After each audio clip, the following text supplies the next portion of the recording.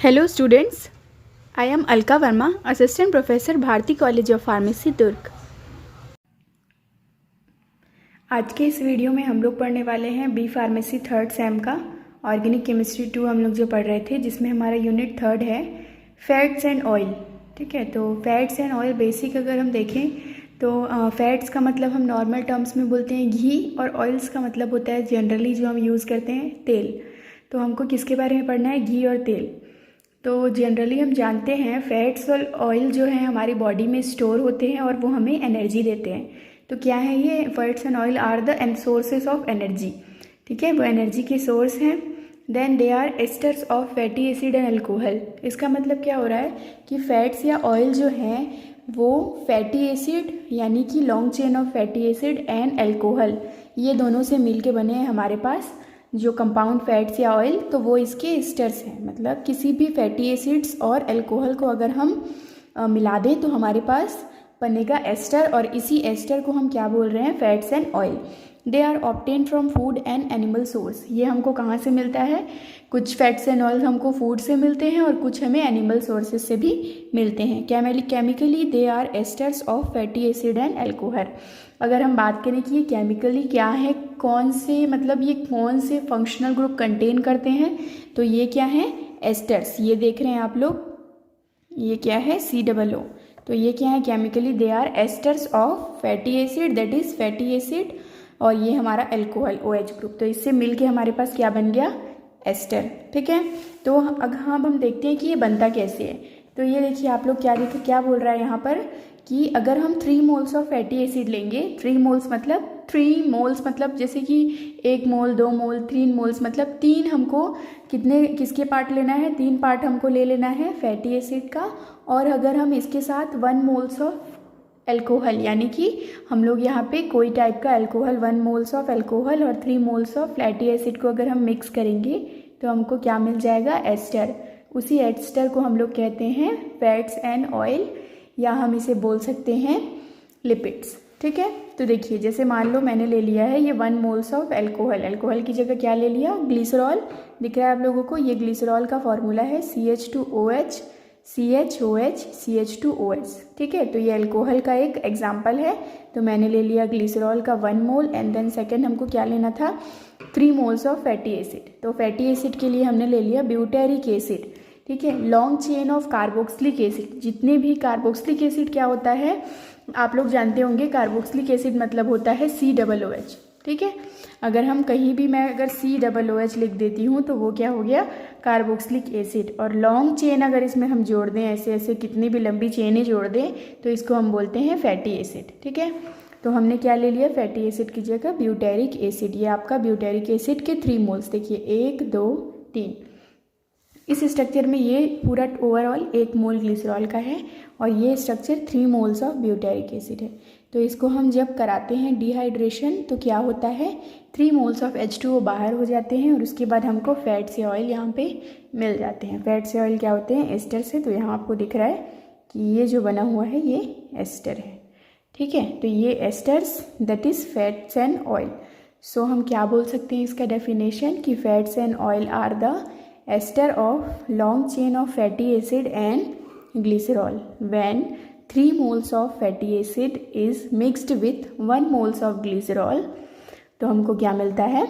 सो fatty acid और fats and oil are form. Fats या oil भी बोल सकते हैं, या बोल सकते हैं आप सो एस्टर आर फॉर्म्ड। इसके बाद नेक्स्ट हम देखते हैं, हमारा टॉपिक है they are triglycerides of fatty acid. हम इस कंपाउंड को क्या बोल सकते हैं? और ट्राइग्लिसराइड्स। तो इसी के बारे में लिख रहा है, they are triglycerides of fatty acid. Then 1 moles of triglycerol that is alcohol. All हम क्या लगाते हैं? जब हम OH वाला कंपाउंड लेते हैं। ठीक है, तो वही चीज़ फिर से लिखी हुई है दूसरे टर्म्स में कि when 1 moles of glycerol is react with 3 moles of fatty acid. ठीक है, देन आफ्टर डिहाइड्रेशन मतलब वाटर के मॉलिक्यूल्स निकल जाएंगे। After dehydration the procedure of compound to be found as, जो हमको कंपाउंड मिलता है उसको हम क्या बोलते हैं? Fats and oil. They are normally 2 types. First one is on the basis of their source, on the basis of their source, and then second one is on the basis of their structure. ठीक है, तो क्या है हमारा source कि हमको कौन कौन सी सोर्स से मिलता है। तो मैंने स्टार्टिंग में ही बताया था ये हमको कहाँ से मिलता है, प्लांट से और एनिमल से। तो प्लांट एंड एनिमल सोर्स, ठीक है, जिसमें आ जाता है हमारा नेचुरल और सिंथेटिक। ठीक है, कुछ फैट्स एंड ऑयल क्या होते हैं, नेचुरली हमको मिलते हैं प्लांट से, एनिमल से, और कुछ हैं जिसको हम सिंथेटिकली बनाते हैं। ठीक है, on the basis of their structure के बेसिस पे simple fats and oil and compound fats and oil. ठीक है, सिंपल वाले में सिर्फ एक स्ट्रक्चर होता है, कंपाउंड वाले में कैसा होगा, 2-4 स्ट्रक्चर मिक्सड अप होते हैं। ये आपका होता है। डेफिनेशन क्या बोल रहा है फैट्स एंड ऑयल का, वही चीज़ फिर से बोल रहा है। When 1 moles of glycerol is react with 3 similar moles of fatty acid, they react and then compound is formed, that is simple fats and oil। ठीक है, या फिर इसी को हम बोलते हैं स्टेरिक एसिड। देखिए फिर से वही का एग्जांपल दिया हुआ है कि ग्लिसरॉल है ना, हमने यहाँ पे क्या ले लिया, long chain of fatty acid. ठीक है, अलग अलग टाइप के, तो हमको अलग अलग टाइप का कंपाउंड मिल जाएगा। नेक्स्ट एक इम्पॉर्टेंट चीज़ है कि what is the difference between fats and oil. Fats and oil दोनों अलग अलग चीज़ें हैं, हम जानते हैं। घी अलग होता है, तेल अलग होता है। तो इसमें यूजुअली मेन डिफरेंस क्या है, तो डिफरेंस के बेसिस पे क्या बोल रहा है, फैट्स एंड ऑयल मतलब मेन इसके डिफरेंस है। तो जिसमें हमारा क्या बोल रहा है, फैट्स के बारे में कि fat are solid at room temperature. हम जानते हैं कि फैट्स यानी कि घी वगैरह जो कंपाउंड होते हैं वो क्या होते हैं, सॉलिड होते हैं रूम टेम्परेचर पे। Oil are liquid at room temperature. Oil क्या होते हैं, लिक्विड होते हैं, आपको सबको पता होगा। सेकेंड क्या बोल रहा है, fats are saturated and unsaturated वो कंपाउंड्स होते हैं। देखिए सैचुरेटेड का मतलब कि हमारे ऐसे कंपाउंड्स जिसमें सिर्फ सिंगल बॉन्ड हो, और अनसैचुरेटेड का मतलब क्या होता है, जिसमें डबल और ट्रिपल दोनों बॉन्ड होते हैं। ठीक है, तो क्या बोल रहा है, fats are saturated and oils are unsaturated. Then fats have high melting point and boiling point. देखिए अगर ये रूम टेम्परेचर पे सॉलिड है, तो मुझे अगर इसको मेल्ट करना है या इसे बॉईल करना है, तो सीधी सी बात है हाई फ्लेम मुझे देना पड़ेगा, हाई हीट वाला टेम्परेचर देना पड़ेगा। तो इस वजह से इसका मेल्टिंग पॉइंट हाई है एंड बॉइलिंग पॉइंट भी फैट का हाई होता है। वहीं अगर बात करें ऑयल्स की, तो क्या बोल रहा है, ऑयल है low melting and boiling point. Oil का मेल्टिंग और बॉइलिंग दोनों पॉइंट लो होता है। Fats are found in animals. Fats generally हमको एनिमल्स में मिलते हैं। Oils are found in both animals and vegetables like plants. ठीक है, प्लांट्स वगैरह में भी हमको मिलते हैं, वेजिटेबल्स में भी हमको बहुत सारे वेजिटेबल्स ऑयल्स होते हैं, जिसमें हमको वेजिटेबल्स हमारा सोर्स होता है ऑयल का। तो ऑयल जो है हमको दोनों में मिल सकता है, लेकिन फैट्स हमको ओनली एनिमल से मिलेगा। ठीक है, नेक्स्ट हमको क्या देखना है, reactions of fats and oil. मतलब हम फैट्स एंड ऑयल का रिएक्शन देखेंगे कि किस किस कंपाउंड के साथ रिएक्ट करके वो क्या बनाते हैं। तो जिसमें फर्स्ट है हमारा हाइड्रोलिसिस। ठीक है, हाइड्रोलिसिस क्या होता है, in this reaction the triglyceride that is tri ester are easily hydrolyse by enzyme that is lipase enzyme catalyst in the digestive tract of the animals and fatty acid and glycerol is formed। क्या कह रहा है कि अगर मान लो हम किसी triglycerides, यानी ये क्या है, देखिए ये सारे टर्म्स जो यूज़ होंगे फैट्स एंड ऑयल, या कहीं बोलेगा इस चीज़ को ट्राइग्लिसराइड्स, कहीं पे इसी चीज़ को हम बोलेंगे एस्टर्स ऑफ फैटी एसिड, या कहीं पे इसी चीज़ को हम बोलेंगे कि ये हैं लिपिड्स। ठीक है, तो सारे टर्म्स इसी कंपाउंड के लिए, फैट्स एंड ऑयल के लिए।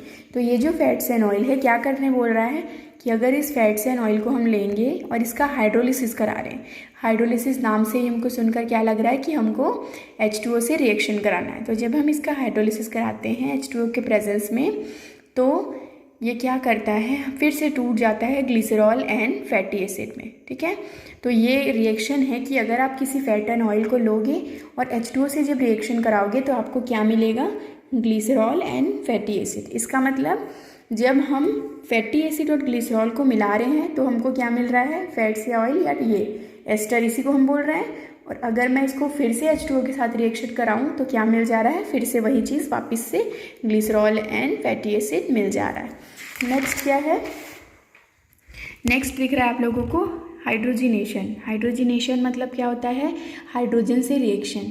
ठीक है, when unsaturated triglyceride react with hydrogen in the presence of metal catalyst to give saturated glyceride. ठीक है, क्या बोल रहा है, सिंपली आप एक चीज़ याद रखिएगा कि हाइड्रोजनेशन रिएक्शन से किसी भी अनसैचुरेटेड फैट्स एंड ऑयल को हम सैचुरेटेड फैट्स एंड ऑयल में चेंज कर सकते हैं।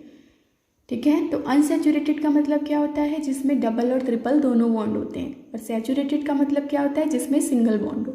तो जनरली हम ये कह सकते हैं कि हाइड्रोजनेशन की हेल्प से हम लोग किसी भी डबल या ट्रिपल बॉन्ड वाले अनसैचुरेटेड कंपाउंड को सिंगल बॉन्ड वाले सैचुरेटेड कंपाउंड्स में चेंज कर सकते हैं।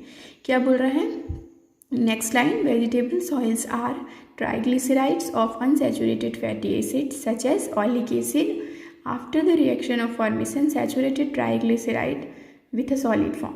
ठीक है, तो मतलब जितने भी वेजिटेबल सॉइल्स होते हैं वो क्या होते हैं, अनसैचुरेटेड फैटी एसिड होते हैं। ठीक है, तो हम क्या करते हैं, उसको जब रिएक्शन कराना हो हमको, तो हम क्या करते हैं, जब उसको हाइड्रोजन से रिएक्शन कराते हैं, क्योंकि हाइड्रोजनेशन रिएक्शन हो रहा है। तो ये देखिए, जैसे एग्जांपल के लिए हमने ले लिया है ग्लिसरॉल ट्राइओलेट।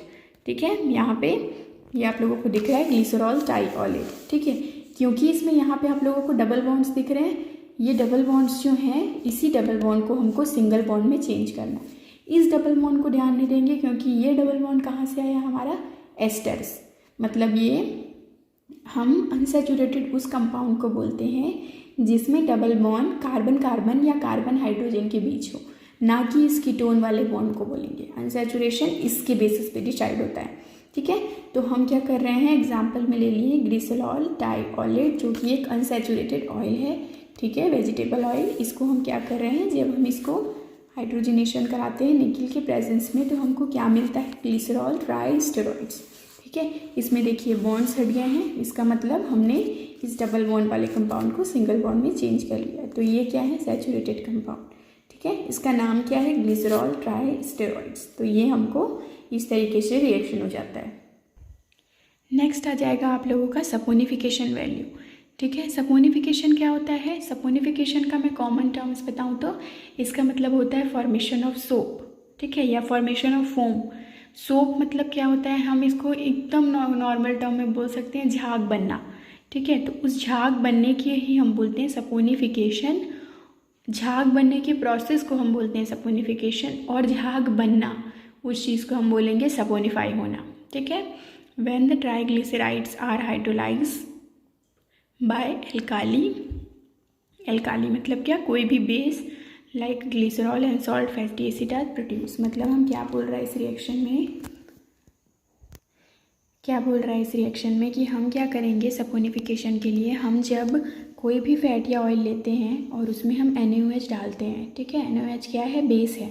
ठीक है, NaOH बेस जब हम इसमें ऐड करते हैं और इसको हीट करते हैं तो क्या होता है, ग्लिसरॉल एंड ये जो बनता है ना, क्योंकि NaOH से रिएक्शन हुआ है तो क्या बनेगा, एसीटेट। तो 3 मोल्स ऑफ एसीटेट जो बनते हैं ये कैसा बिहेव करते हैं, एक सोप की जैसा, ये फोम प्रोड्यूस करते हैं। मतलब ऐसा आपको लगेगा कि झाग है, तो ये जो फोम बनता है इसी को हम बोलते हैं फॉर्मेशन ऑफ सोप।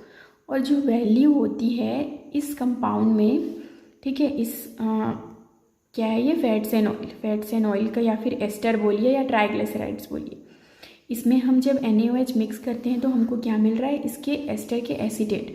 तो ये फॉर्मेशन के समय जब ये सोप बनता है, इसी वैल्यू को हम क्या बोलते हैं, सपोनिफिकेशन वैल्यू। क्या बोल रहा है देखिए next, and this sodium and potassium salt which are obtain turn as a salt. अगर मैं यहाँ पे KOH ले लेती हूँ 3 मोल्स तो वो भी रिएक्शन ठीक है, क्योंकि KOH भी सॉल्ट है। ठीक है, तो हम जब रिएक्शन कराते हैं और जब हमको एसीटेट मिलता है तो ये एसीटेट क्या होते हैं, सोप होते हैं। So the formation of soap and salt form fats and oil triglyceride with alkali NaOH and KOH is known as saponification. तो जो ये वैल्यू आएगी सपोनिफिकेशन, इसी को कहा जाता है कि झाग का बनना, that is called saponification.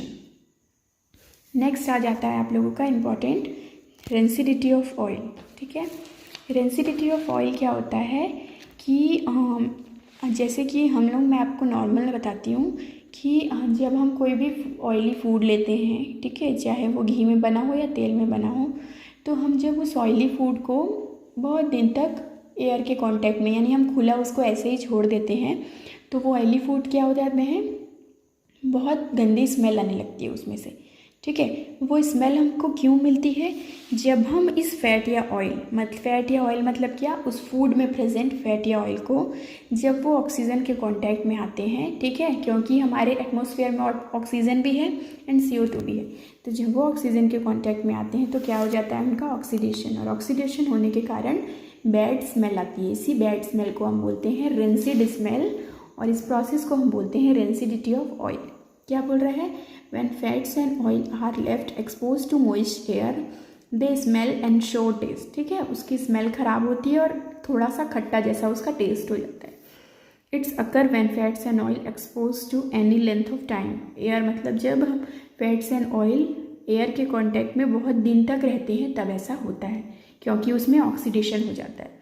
Rancidity is the hydrolysis of the asters and oxidation of double bonded and triglycerides. ठीक है, मतलब फैट्स या ऑयल का मतलब क्या, ट्राइग्लिसराइड्स। तो इसी ट्राइग्लिसराइड का जब ऑक्सीडेशन हो जा रहा है तो वो जो बैड स्मेल आ रही है उसी को हम बोल रहे हैं rancidity of oil. Next and last हमको क्या देखना है, देखो क्या बोल रहा है उसी चीज़ के बारे में। The rancid smell is due to the presence of fatty acid.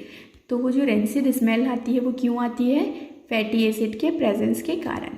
Next आप लोगों का आ जाएगा ड्राइंग ऑयल। ठीक है, ड्राइंग ऑयल क्या होता है कि जब हम बात कर रहे हैं ड्राइंग ऑयल की, कि जैसे कि आप लोगों ने देखा होगा घरों में जो हम पेंट करते हैं, पेंट का डब्बा होता है जिससे हम लोग दरवाज़ा वगैरह पेंट करते हैं। ठीक है, उसी को एग्जांपल लीजिए, आप लोग उसको समझेंगे। तो हम जब उस पेंट को देखें, उस पेंट के डब्बे को अगर मैं बहुत दिन तक खुला छोड़ के रख दूँ, क्योंकि उस पेंट में ऑयल प्रेजेंट है, आप लोगों को सबको पता है कि पेंट में ऑयल होता है, ऑयल पेंट। ठीक है, तो अगर आप उस ऑयल पेंट को बहुत दिन तक खुला छोड़ दोगे तो क्या होता है, उस पेंट के ऊपर एक रफ लेयर जम जाती है। ठीक है, वाटरप्रूफ लेयर। आप चाहे उस लेयर को टच करो तो भी कुछ फील नहीं होगा, क्योंकि वो एक वाटरप्रूफ लेयर होती है। ठीक है, तो वो जो वाटरप्रूफ लेयर जमती है वो क्यों जमती है, क्योंकि हम उस पेंट के ढक्कन को, कैप को खुला छोड़ देंगे। ठीक है, तो वो क्यों होता है, क्योंकि वो जो पेंट है वो एयर के कांटेक्ट में ऑक्सीडेशन हो जाता है उसका। तो ये जो हमको एक रफ लेयर मिलती है ऑक्सीडेशन होने की वजह से, उसको ही हम बोलते हैं drying oil. That means oil का सूखना, ड्राई हो जाना। When highly unsaturated fats and oil exposed to air, they undergo oxidation and polymerization reaction and they form waterproof layer। ठीक है, ऑक्सीडेशन एंड पॉलीमराइजेशन रिएक्शन हो जाता है और वो एक वाटरप्रूफ लेयर बना देती है। This oil are called drying oil. इसी चीज़ को हम क्या बोलते हैं, drying oil. And the reaction and process is known as a drying. ठीक है, और उस ड्राई होने के प्रोसेस को हम क्या बोलते हैं, ड्राई। तो ये जो वाटरप्रूफ लेयर है ऑयल के ऊपर जम जाना, उसी को हम बोल रहे हैं ड्राइंग ऑयल। तो ये किस में होता है, जैसे देखिए लाइट के कांटेक्ट में कोई फैट से ऑयल आया तो वो ऑक्सीडेशन हो गया और एक रफ लेयर हो गया, बना लिया, तो इसी को हम बोल रहे हैं ड्राइनेस। लिंसिड ऑयल, और जो हमारे जितने भी लिंसिड ऑयल्स होते हैं विच इज़ द रीज, वो क्या कंटेन करता है, linoleic acid is a common drawing used in the base of points. ठीक है, तो ये क्या है, हमको ये चीज़ जो ड्राइंग ऑयल है वो हमको लिंसिड ऑयल जो है उसमें देखने मिलेगा। तो मे भी आप लोगों को ये सारे topics, fatty acid and oils क्या होते हैं और उसके रिएक्शंस कौन कौन से हैं, ये क्लियर हो गया होगा। Okay, thank you.